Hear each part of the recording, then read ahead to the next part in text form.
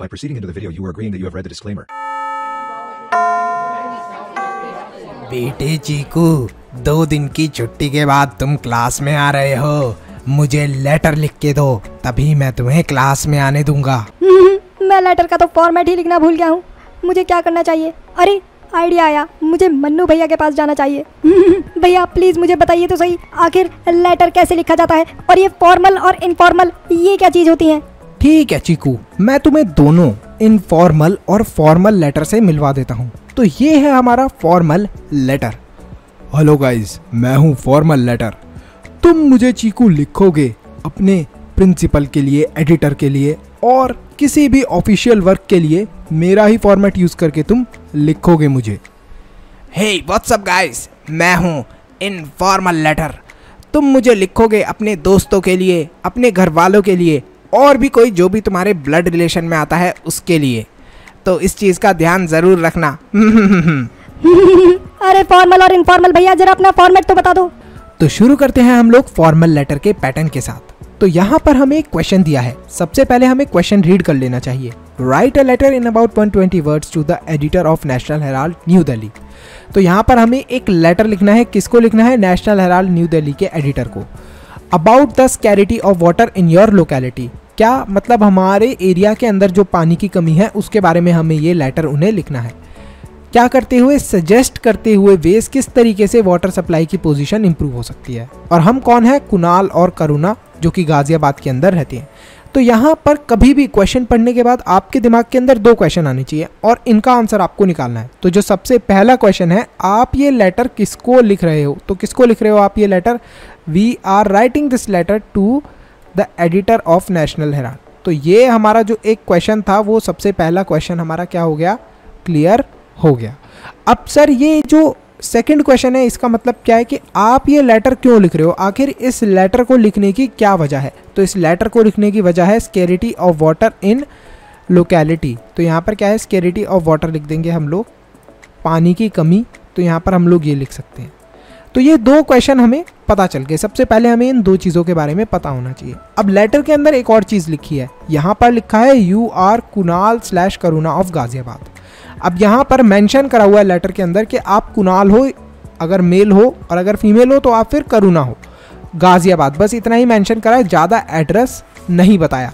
दूसरी चीज़ ये है कि यहाँ पर आप नोटिस करोगे तो वो ये है कि यहाँ पर नेम मेंशनड है। कुछ बच्चों के दिमाग में क्वेश्चन आ रहा होगा, सर अगर नेम मेंशन ना हो क्वेश्चन पेपर के अंदर तो क्या करना है? तो फिर आप अपनी चॉइस से कोई भी नेम लिख सकते हो और एड्रेस भी आप अपनी चॉइस से लिख सकते हो।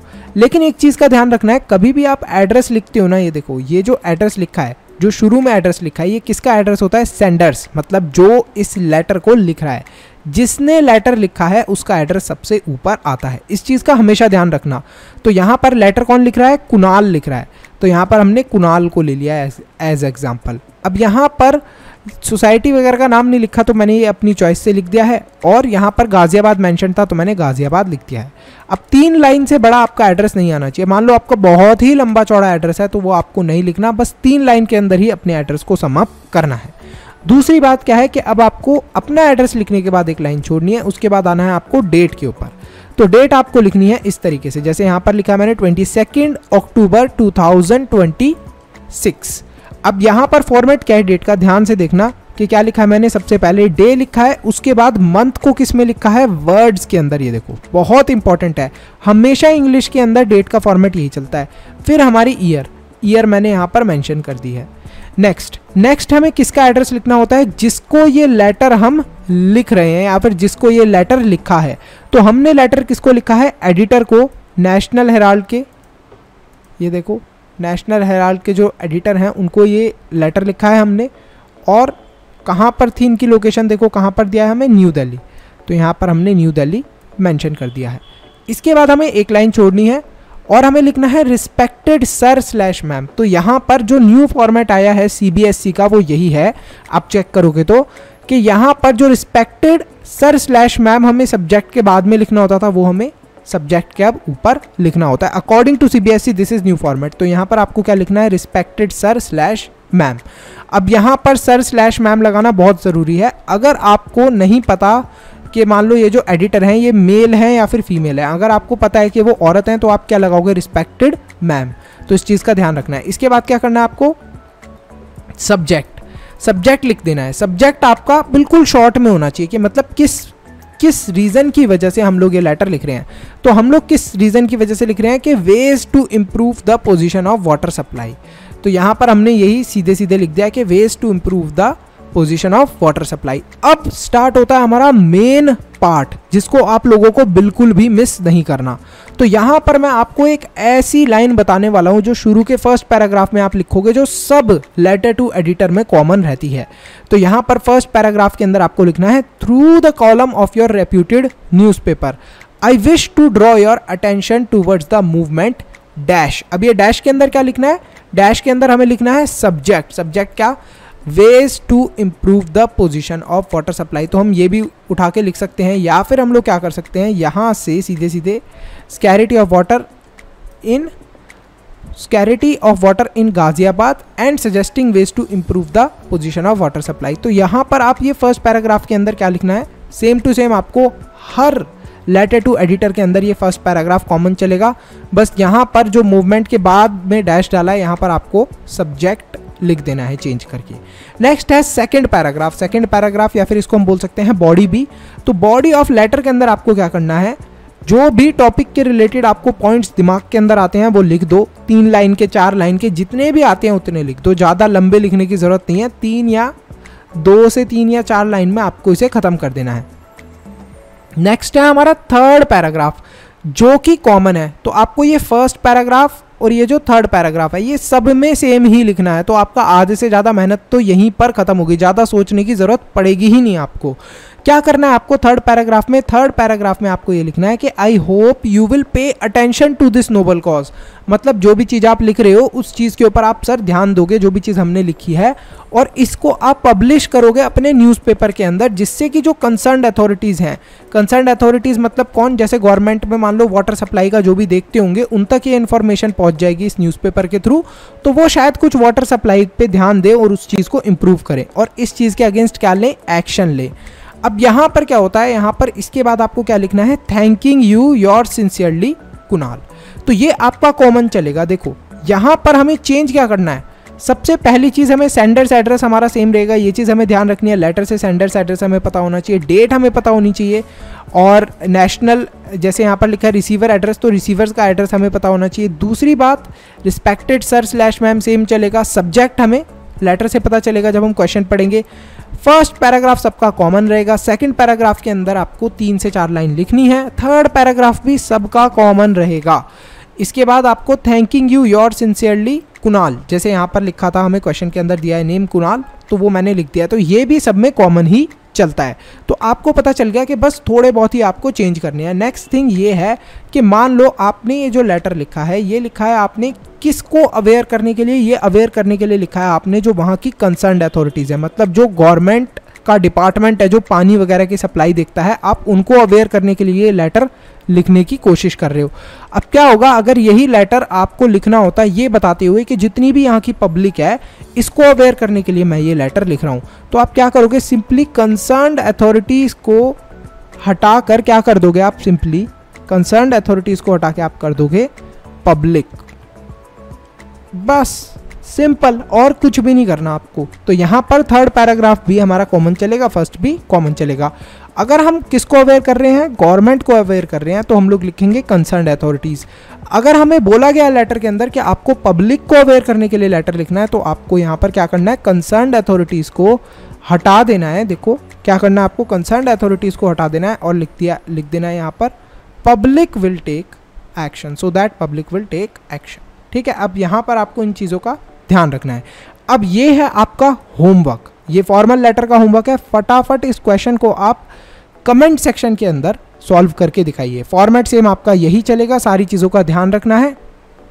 देखते हैं कितने बच्चे सही से लेटर लिख पाते हैं।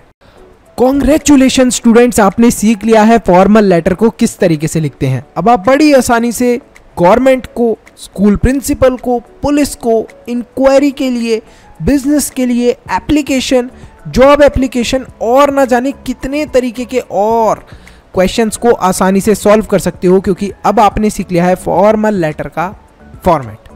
अब यहाँ पर क्या होता है कि जनरली थोड़ा बहुत क्वेश्चन के अकॉर्डिंग हमारा इंट्रोडक्शन चेंज हो जाता है, बाकी सबका सब सेम रहता है। अब एक बहुत ही कॉमन फॉर्मल लेटर है जो एग्जाम में आता है ज़्यादातर, वो है formal letter for job application. तो यहाँ पर क्या लिखना है हमें, एक जॉब एप्लीकेशन के लिए फॉर्मल लेटर। सबसे पहले हमें क्वेश्चन दिया गया है, क्वेश्चन के अंदर लिखा है कुणाल या फिर निम्मी हो आप, धारा बी 94 फोर्ट रोड दिल्ली, आपने ये एडवर्टीजमेंट पढ़ा है जो नीचे दिया गया है और आप इस जॉब के लिए क्वालिफाइड हो, आपको एक एप्लीकेशन लिखनी है। सर यहाँ पर तो एप्लीकेशन लिखने को बोला है, तो एप्लीकेशन में भी हम लोग लेटर का ही, फॉर्मल लेटर का ही फॉर्मेट लगाने वाले हैं। तो देखो कैसे लिखी जाएगी एक एप्लीकेशन। इसको लिखना है आपको 120 से 150 वर्ड्स के अंदर अपने रिज्यूम के साथ। तो यहाँ पर हमें एडवर्टीजमेंट दिया है, इंडियन केमिकल इंडस्ट्रीज दिल्ली का ये एडवर्टीजमेंट है। इनको रिक्वायरमेंट किसकी है, एक अकाउंट्स ऑफिसर की जिसकी क्वालिफिकेशन हो बीकॉम, एक्सपीरियंस हो उसके पास मिनिमम 4 साल का, और जॉब रिक्वायरमेंट भी मांगी गई है यहाँ पर। साथ में सैलरी भी बताई गई है कि सबसे अच्छी सैलरी दी जाएगी भाई तुम्हें। और अप्लाई कर रहे हो आप, ये लेटर किसको लिख रहे हो, managing director ICI B12 Barakhamba road new Delhi. अब यहाँ पर शुरुआत करते हैं। शुरुआत करने से पहले मैंने आपको बोला था कि अपने आप से 2 सवाल पूछने हैं। फर्स्ट क्वेश्चन है, आप ये लेटर किसको लिख रहे हो। सर ये लेटर हम लिख रहे हैं, किसको लिख रहे हैं सर, अप्लाई टू, मतलब कि यहाँ पर हमें ये लेटर लिखना है, अप्लाई टू लिखा है तो हम लोग लिख रहे हैं मैनेजिंग डायरेक्टर ICI को ये लेटर लिख रहे हैं। सर आप ये लेटर क्यों लिख रहे हो, सर हमें जॉब चाहिए इसलिए लिख रहे हैं, हमें अकाउंट ऑफिसर की क्या चाहिए, जॉब। तो यहाँ पर लिख देंगे हम लोग जॉब, और यहाँ पर लिख दिया अकाउंट्स ऑफिसर की जॉब चाहिए। तो ये 2 क्वेश्चन क्लियर हो गए। अब सबसे पहले हम लोग लिखते हैं सेंडर्स एड्रेस, जिसने लेटर को लिखा है उसका एड्रेस सबसे पहले आएगा। तो यहाँ पर क्या है, हम लोग यहाँ पर क्वेश्चन के अंदर कुणाल है और एड्रेस भी हमें दे रखा है, तो हम लोग एड्रेस यहाँ से उतार के लिख देंगे, धार बी फोर्ट रोड दिल्ली। अब क्वेश्चन के अंदर मान लो एड्रेस नहीं लिखा तो क्या करेंगे, अपनी मर्जी से हम एड्रेस लिख सकते हैं, लेकिन 3 लाइन से ज़्यादा नहीं जाना चाहिए। नेक्स्ट हमारी डेट आएगी। डेट का फॉर्मेट क्या रहेगा, डे मंथ हमेशा वर्ड्स के अंदर लिखना है, और फिर ईयर। अब इस चीज़ को आप ऐसे भी लिख सकते हो, जैसे कुछ बच्चे ऐसे भी लिख देंगे कि सर ऐसे भी लिख दें तो क्या हो जाएगा, और ये लिख दिया, तो ये आपका पूरा का पूरा क्वेश्चन और ये जो डेट का फॉर्मेट है ये गलत हो जाएगा। तो हमेशा डेट को कैसे लिखना होता है, जैसे यहाँ पर मैंने लिख के आपको दिखाया है, ऐसे अक्टूबर आपका बीच में लिखा रहना चाहिए मंथ वर्ड्स के अंदर। उसके बाद आपको लिखना है रिसीवर एड्रेस, किसको ये लेटर मिल रहा है, तो किसको लिखा था हमने, मैनेजिंग डायरेक्टर ICI। तो यहाँ पर दे रखा है managing director ICI B12 Barakhamba road new Delhi. तो यहीं पर हम लोग देंगे कि managing director ICI Barakhamba road Delhi.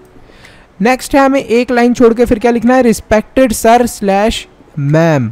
तो यहाँ पर रिस्पेक्टेड सर स्लैश मैम इसलिए लिखा है क्योंकि हमें पता नहीं है, क्वेश्चन के अंदर नाम नहीं दिया कि वो सर है या फिर मैम है। उसके बाद हमें सब्जेक्ट लिखना है। सब्जेक्ट क्या आएगा हमारा, application for the post of account officer. तो यहाँ पर आपका कोई भी, फॉर एग्जाम्पल यहाँ पर हमने अकाउंट ऑफिसर लिखा है, मान लो अगर आपके क्वेश्चन के अंदर डॉक्टर के लिए होता है, टीचर के लिए होता है, तो आप क्या लिखोगे, application for the post of teacher. Teacher की जगह आ जाता है हेड मास्टर का, तो हेड मास्टर आपको लिखना है। यहाँ पर क्वेश्चन के अंदर हमें अकाउंट ऑफिसर दिया था इसलिए हमने अकाउंट ऑफिसर लिखा है। फर्स्ट पैराग्राफ आपका हर किसी जॉब एप्लीकेशन के लेटर में कॉमन चलेगा। सर क्या चलेगा कॉमन, फर्स्ट पैराग्राफ में आपको लिखना होगा this is in response to your advertisement in dash. Dash का मतलब क्या, जिस न्यूज़पेपर से आपको पता चला है। जैसे यहाँ पर हम लोग लिख सकते हैं टाइम्स ऑफ इंडिया। यहाँ पर एग्जाम्पल के लिए हमने टाइम्स ऑफ इंडिया को लिख दिया। अब आपको जिस भी एप्लीकेशन से पता चला है इस जॉब के बारे में उसका नाम आपने लिख देना है। सेकंड पैराग्राफ के अंदर आपको क्या लिखना है कि आप इस जॉब के लिए सूटेबल क्यों हैं।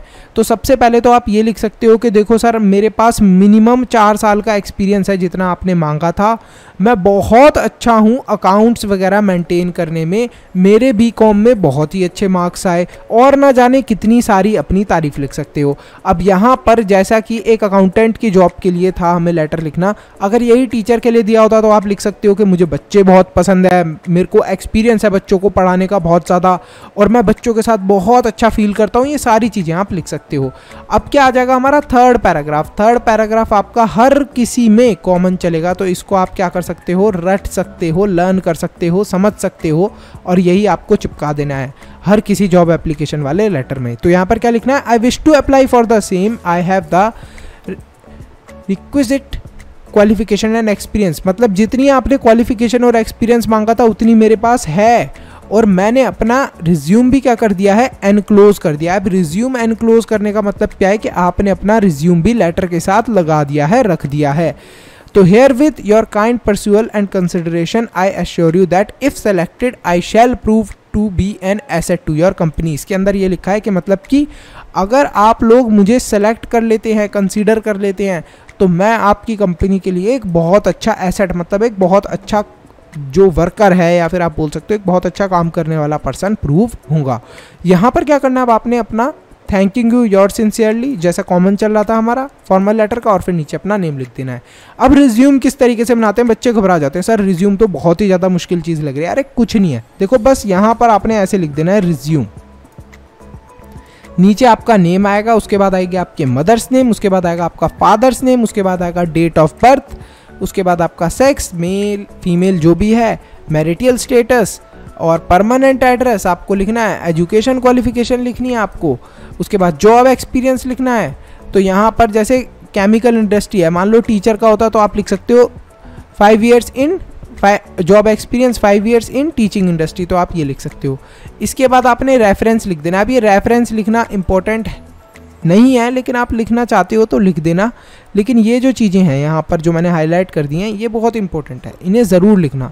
तो इस तरीके से आपका एक जॉब एप्लीकेशन का लेटर भी लिखा जाता है। आई होप स्टूडेंट्स आपको क्लियर हो गया होगा, और अब आप फुल मार्क्स लेकर आओगे ज़रूर, 101%। मुझे भरोसा है आपके ऊपर। और साथ ही जितने भी बच्चे चाहते हो इनफॉर्मल लेटर को सीखना, वो फटाफट कमेंट सेक्शन के अंदर कमेंट कर देना, तो मैं इनफॉर्मल लेटर के ऊपर भी एक वीडियो बना दूंगा।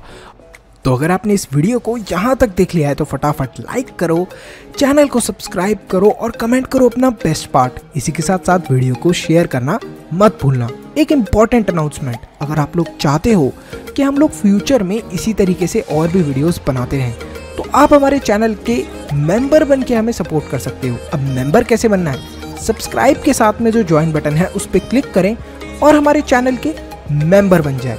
तो आप हमें सपोर्ट कर रहे हैं डायरेक्टली कि हम आगे फ्यूचर में ऐसे ही वीडियोस लाते रहें। तो thank you so much for watching this video. Stay happy, stay healthy, मनुष्य ज्ञान लेते रहो। Bye bye till then, see you in the next video.